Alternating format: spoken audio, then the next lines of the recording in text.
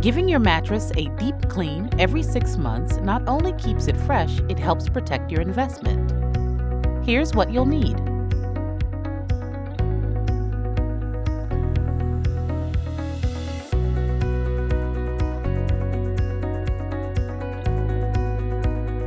First, remove the sheets and any coverings like mattress pads or toppers.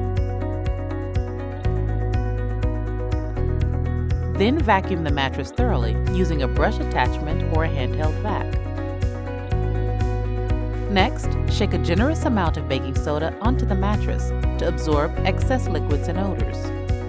Spread it around evenly, letting it sit for at least an hour. Then thoroughly vacuum the mattress. If you've got significant stains to contend with, baking soda alone may not be enough.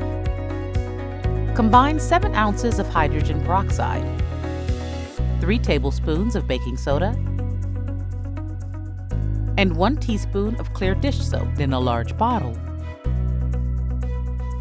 Shake it well. Then spray each stain liberally.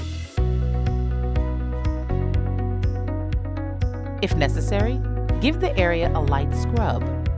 Then blot with a clean, damp cloth until the stain is gone. Now is also an ideal time to let the mattress air out.